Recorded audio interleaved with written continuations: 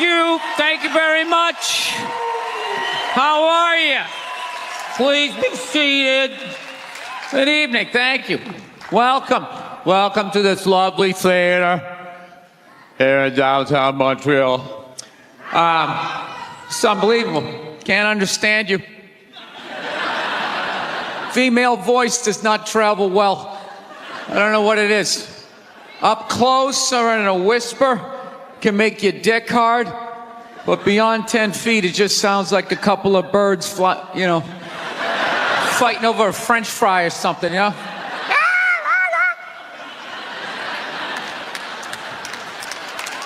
you go. That's how we start. Nobody's coming out of the gate. I'm sick of Obama's wife. Yeah. Just running her. This isn't some Democrat, Republican shit. This is just in general. Just running her yap. It's just like, shut up. You know? You weren't elected. You know, your husband isn't running a lemonade stand. He's running the country. No, generally speaking, first ladies, they've been out of line for a good 25, 30 years. They think for some reason that their husband has the job, that now they should be chiming in like they know some shit. You know? Dude, if you had a leak at your house and you called the plumber, and the plumber comes in and he starts fixing it, what would you do if 5 seconds later his wife, who isn't a plumber, comes walking in? Well, I think we should route it over here. It's like, shut up! Just because you're fucking the plumber doesn't mean you understand plumbing. Okay? Now, this is all like my fears, because they're trying to tell us down south here that they're starting to gear up for Hillary Clinton to be running for president, saying I think that would be a good thing. Yeah, people clapping. What is that based on? Based on what? I don't get how she became a senator. That's shocking to you? She went from never holding political office to immediately being a senator. Why? Because she was fucking the president? Should Tom Brady's wife be the next quarterback of the Rams? Does he have some sort of magical powers? Like, you suck at sports? I couldn't throw it all, and then he fucked me, and I just picked up this ball, and I was just lacing it in there. It was incredible.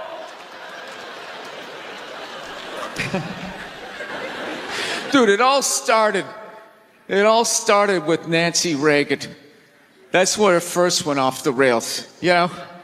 She came out with her little bird body, you know, just their big head.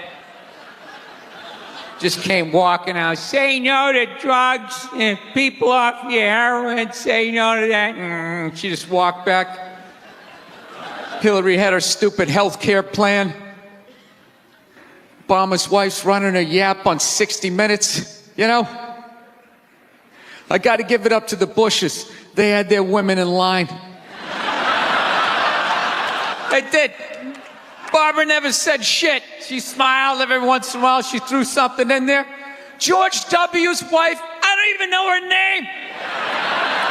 This dude was in office for 8 years. I don't even know her fucking name. What's it, like Beth or Paige or something like that? He had her on lockdown.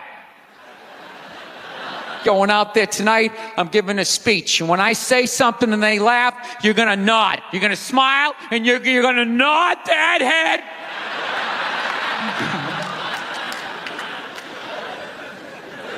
Is this how it's going to be? Really? Do you think me saying this is somehow going to affect? She's still going to win. Listen, let me ask you this question. Do you think that a woman being president is going to affect anything? Do you? Oh, do you? What are they going to do? What are they going to do? What the fuck is she going to do? Do you know what the president makes? The president makes $400,000 a year. That's it. He's supposed to keep bankers in line that get like $100 million bonuses. I'll tell you, if you really want, nothing's going to change, okay? Black, white, dick, or clam. It doesn't make a bit of difference. Nothing is going to change until somebody's got the balls to start a group, go over the wall of one of these gated communities, and you start slitting some throats. And not just random throats, the right throats. You got to climb up a tree, be up there with your scope, knowing that in 11 fucking minutes your life is going to end, right? And take out many of those people as you can. Yeah. Other than that, it's just going to be a pair of tits saying the same shit to you. I'm staying in a hotel, everybody.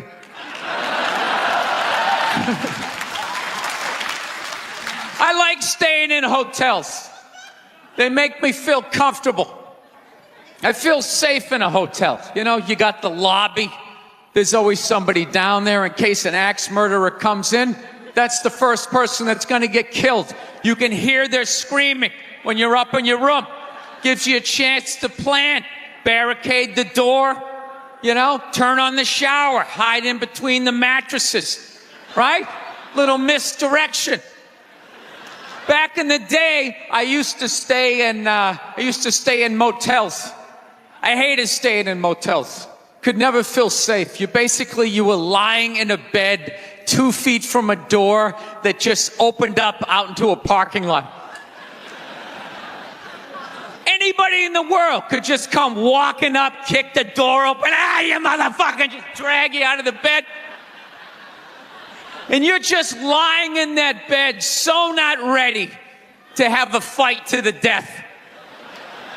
Sitting there half naked, like nod.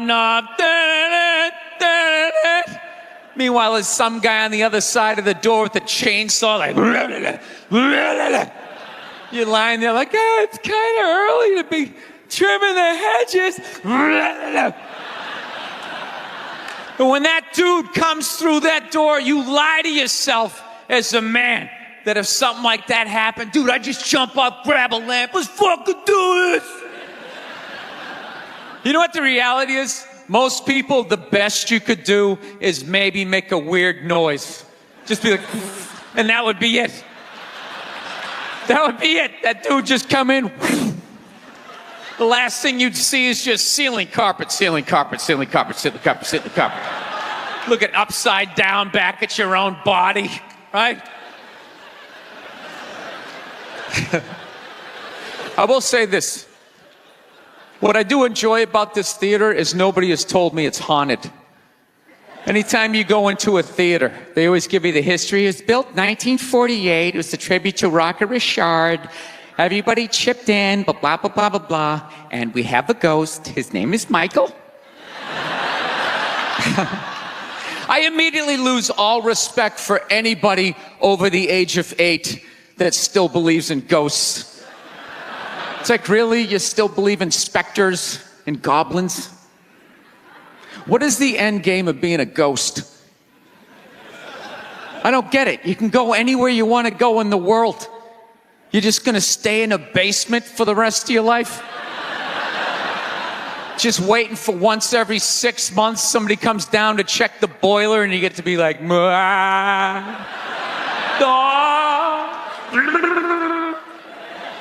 why wouldn't you go somewhere? Dude, I'd fly right to Washington, D.C., fly right into the CIA building, just start sitting in on meetings like, these guys are out of their fucking minds. Fly to the Super Bowl, go right into the huddle. I always wondered what they talked about. Actually, I got a couple of friends of African persuasion, and I got to get rid of them, man. I got to admit to you. I'm finding I'm spending too much money on clothes hanging out with them. Because I gotta like fucking try to keep up with their wardrobe. It's like every time they go out, they got all brand new shit on. All brand new shit. So when I show up, with my white version of brand new, which is, I basically, I ironed the shit, right? I ironed it, right? It's new. They just start trashing me. I can't keep up with them, man. They got like fucking 58 pairs of sneakers. Ever notice that shit? Like every color fucking Timberland? And I don't give a shit what fucked up color their shirt is. They got a pair of shoes to match it and a hat. It's like a rule or something. They're the worst. Even when you wear some new shit, there's like some sort of rule that you gotta like space out the amount of time within which like that you wear it. Because God forbid you wear the same shirt within a 10-day period, one of them's gonna notice. All of a sudden just look at you funny like, this motherfucker's got the same shit he had on last Tuesday. And then the whole car's like, oh shit! Then everybody just starts making fun of your fucking clothes. First they do the math, like what was that, 5 days ago? 5 days, this motherfucker got 5 shirts! He got 5 shirts! And they start breaking it down. Yo, his first shirt be saying Monday, next shirt be saying Tuesday. Yo, on the weekend, he ain't been wearing no shirt.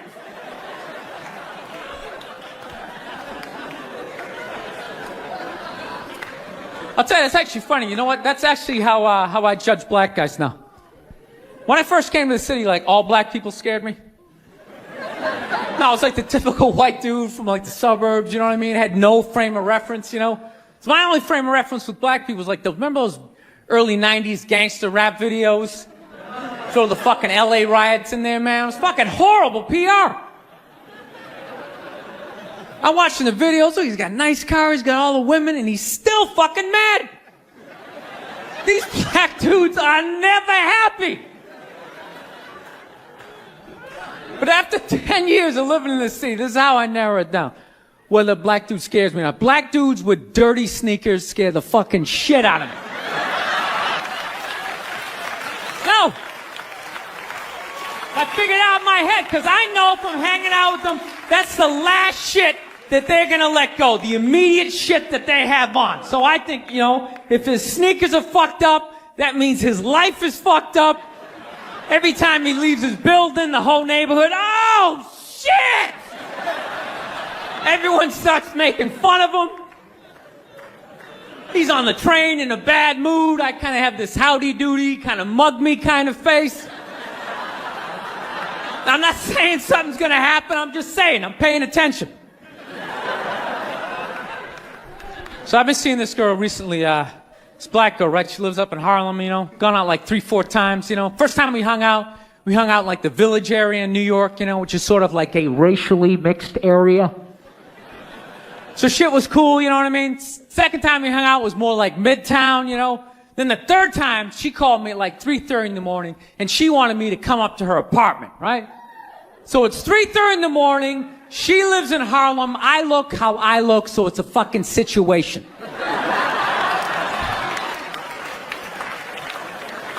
Yeah, because you know the deal, right? Basically, a white dude feels comfortable up to about like 98th, 99th Street, you know what I'm saying? The second the streets start getting into like triple digits, like 100, 101st Street, start getting like a little asthma, like, ah, fuck, it's starting to get a little high up here. You feel that little tightness in your chest? Can you feel that? 106th Street, you're like leaning on shit like, dude, where'd all the cabs go? How come there's no taxis up here? Dude, what's a bodega? I don't know what that is. Let's get the fuck out of here. So I'm praying to God she's going to tell me to take the subway, get off at like 105th Street, 103rd, you know, which is like the first stop in Harlem where I can still look over my shoulder and see like all the white people like disappearing over the horizon, you know? But she goes, no, man, you want to get on the Uptown 2-3 train, you want to get off at 125th Street. I'm like, God, fuck, 125th Street. Jesus Christ, that's like right in the middle of everything. I'm going to be surrounded on all 4 sides. I can't fucking do this.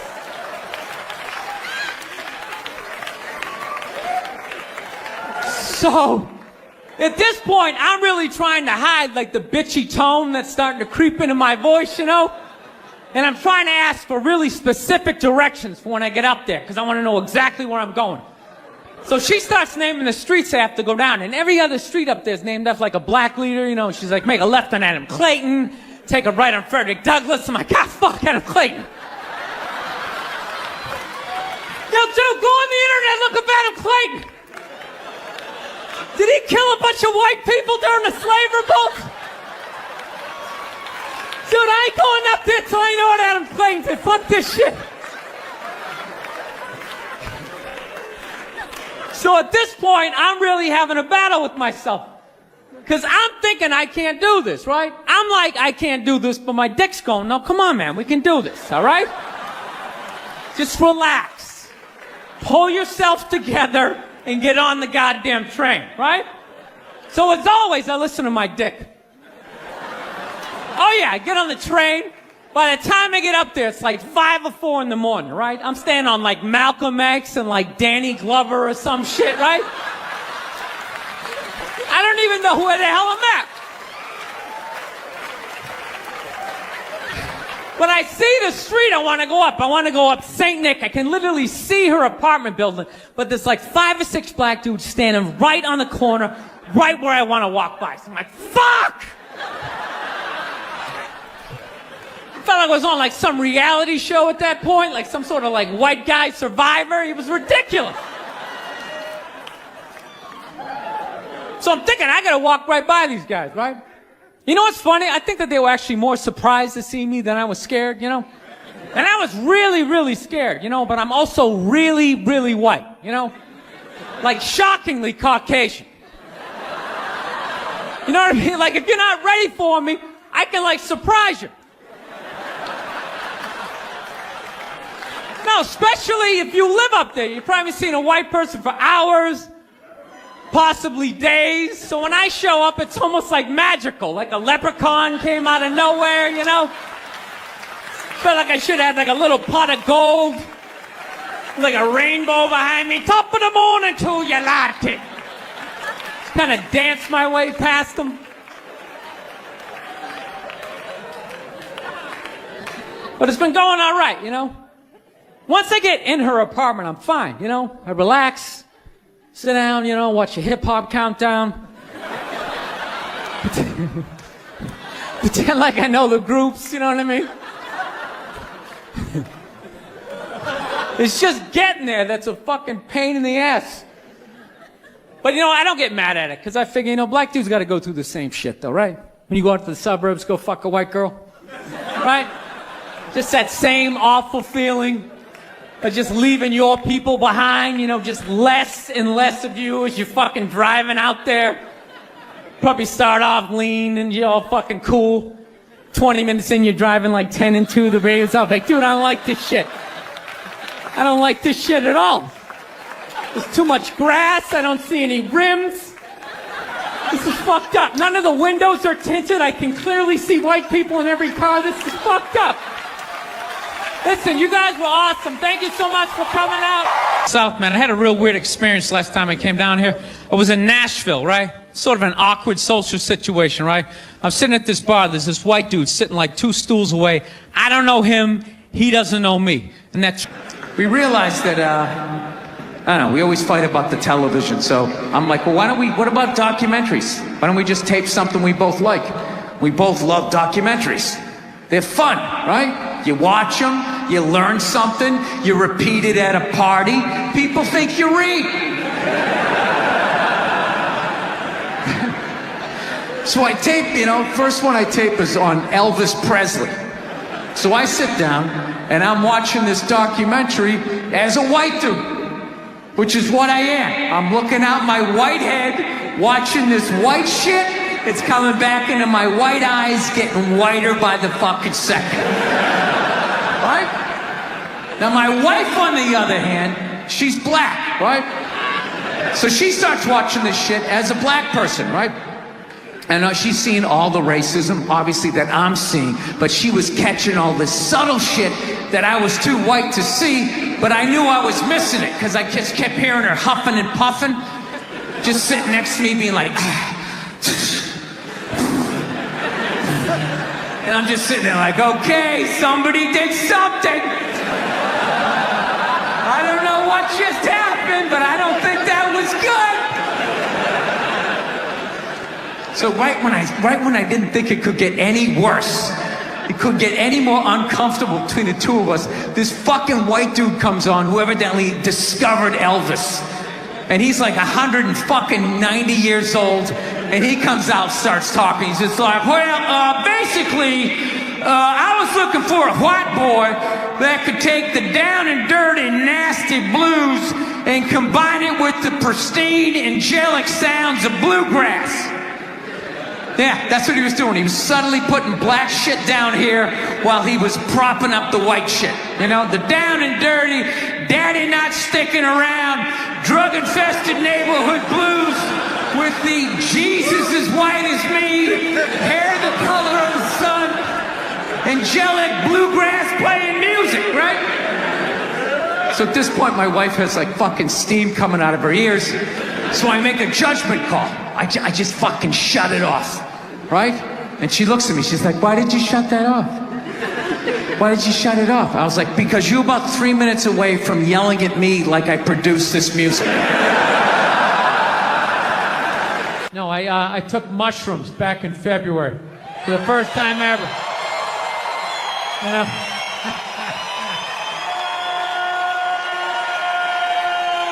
This is the perfect state to tell this story. You guys should literally have mushrooms on your fucking license plate. Alright, so here's the deal. I never fucked with anything like that. I was always a booze guy. I was a booze guy, you know. Alright, relax everybody. I always get nervous when I get white guys going like, yeah, all right, woo, build the wall. I'm fucking around. Relax. It's frightening to listen to, but that's what being a guy is. You're not allowed to have emotions. So that's all of that shit comes out when you drink. Do something dumb so I don't feel stupid.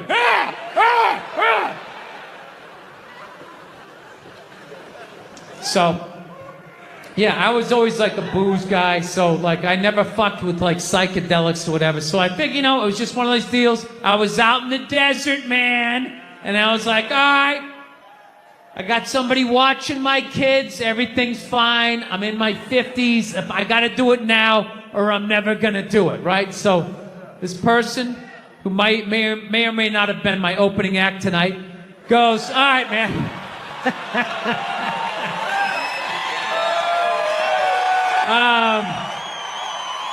He's a good man. He's a good man. He says to me, he goes, all right. He goes, okay, just take like, it's always just like, all right. So, like, how fucked up do you want to get, all right? And there's always like a square, and it's like, okay, don't eat the whole square. Just like bite one corner, lick the other one, and then rub the other one and let it absorb in your face or whatever. So I'm like, all right. He goes, how far into it do you want to go? I go, I just want to trip a little bit, nothing fucking crazy. So he goes, fine. So I ate just a little bit. So I get a little nauseous or whatever. At first it feels like I ate some weed, but then all of a sudden, like I notice shit that's not alive looks like it's breathing, right? Like the refrigerator looked like it just did a lap around the house. It's kind of... Nothing threatening, It's just like, it needed it, TV started getting bigger. It's looking like it's gonna fall on me. All right? And I was doing fine. I was fine. I was like, I know that TV's not getting bigger. And if it is, I don't give a shit. Go ahead. Spill that pixelation all over me. I don't give a fuck. I know I'm tripping. I'm having fun. I'm giggling. I'm laughing at shit. I'm putting things together, right? And everything is fucking great. And all of a sudden, about an hour in, all of a sudden, this profound sense of loneliness and not feeling loved just washed over me. Yeah, and I was just like, I fucking knew it. And I gotta be honest with you, too. People were too hard on that Clippers guy, man. I'm telling you. For an 80-year-old white guy, that wasn't that bad. All right? Dude, he didn't drop the N-word once. That's unbelievable for an 80-year-old white guy. The N-word should have been carpet bombed through that whole tape. He never said it once. And if you go back and listen to that tape, I'm telling you, go back and listen to it. Other than Instagram, he's pretty fucking liberal. He's like, you can hang out with them. You can have sex with them. Just don't promote it on Instagram. It was the weirdest, most compartmentalized, like, racism I ever heard in my life. Something about Instagram, I didn't get it. Other than that, he was wide open. You can make a snowman with them, go to a water park, rub your bellies together. Just don't promote it on Instagram. Hey, what about Facebook? I don't give a fuck about Facebook. Keep it off of Instagram. Yeah. Dude, you understand? The guy's 80 years old. Do the math. This dude was born in 1934. That's 13 years before Jackie Robinson broke the color barrier.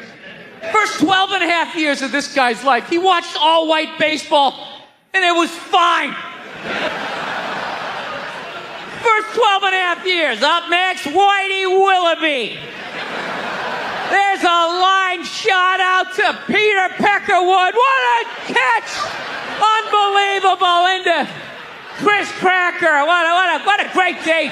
What a great day for a ball game. White baseball, white players. Dude, his parents were part of the generation that finished off the genocide of the Native Americans. All right? That's who taught him his ABCs. Telling you, you can live too long. You can live too long. I'm telling you. You wear out your welcome.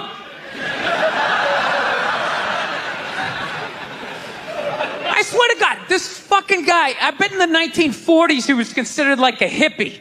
You know? Just walking around, hey, you can hang out with them. You can have sex with them, man, you know? His dad's getting all pissed off. Let me tell you something, see? You stay with your own. Hey, you stay with your own.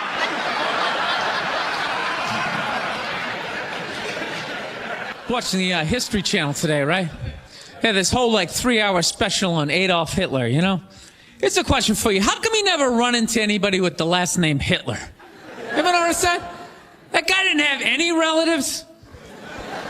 You know, he didn't have a cousin, like Ed. You know, Ed Hitler, he's a plumber, right? Shows up to work on time, you're a little late, he covers for you. You know he had relatives. They all had to change their last names. I'm fascinated with that level of evil, right? Like, you're so evil, they have to retire your name. Like, that's it. It's over. Shut it down. They just take your name out of that baby book list of names. Just erase it. Think about it. For the rest of the time, no one's going to have a beautiful baby and be like, you want to call him Adolf? Is everybody cool with that? Can you imagine? Oh, thank you. Can you imagine being that much of a though? Like, whatever your name is, the day you die, Steve, that's it. No more Steves. You see that, dude? There's only a few names in history like that, right? Like, nobody has a friend named Attila, right? Anybody hanging out with their buddy Judas tonight? You're not. And that's a cool name. You set up one Messiah to die, that's it, it's over. They're having like the retirement ceremony. They're bringing your jersey up to the rafters. You're standing baseline with a bunch of other psychos getting high fives and stuff. It's a weird grading system, though, you know what I mean? Because look at a guy like Jeffrey Dahmer, man. That guy murdered and ate over like 30 people. People are still calling their babies Jeffrey. He must have been pissed. It's like, dude, how many people do I gotta eat to get a little damn respect around here? Anybody can kill him, I'm eating him.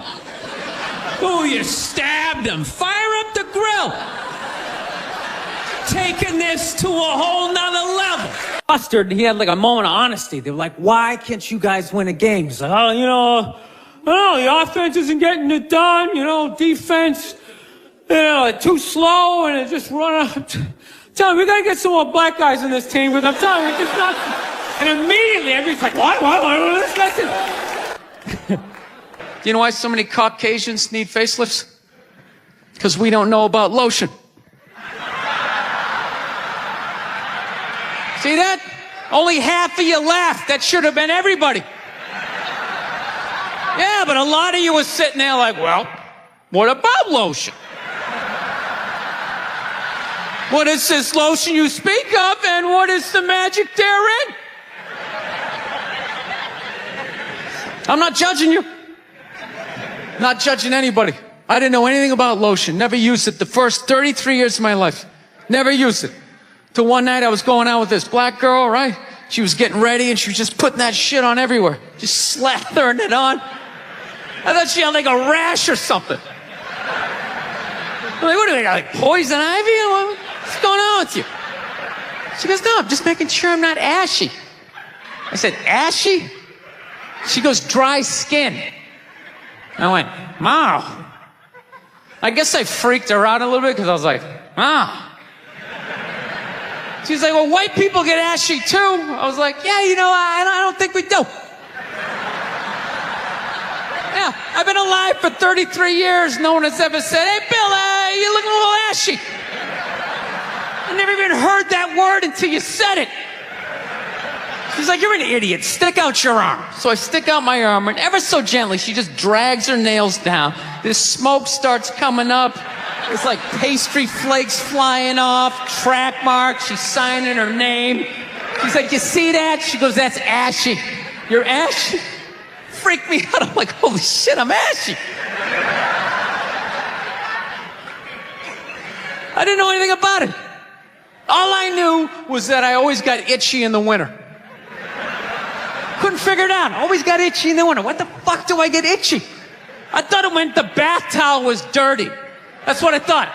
And I would change it out and put a fresh one. Now I'm going to be okay. Take a shower, dry off, fucking itching again. God damn it, I hate the winter. See that? That's why you got to hang out with everybody. Yeah. There's too much information in the world, and every group of people misses a little bit. White people totally missed the lotion seminar at some point in history. I don't know if it's because we can't see it. You know? Black people get ashy. It looks like they like leaned up against a chalkboard or something. You know? They can see it. They miss it. Their friends help them out. Like, look at your ashy motherfucking elbow. What is wrong with you? Right?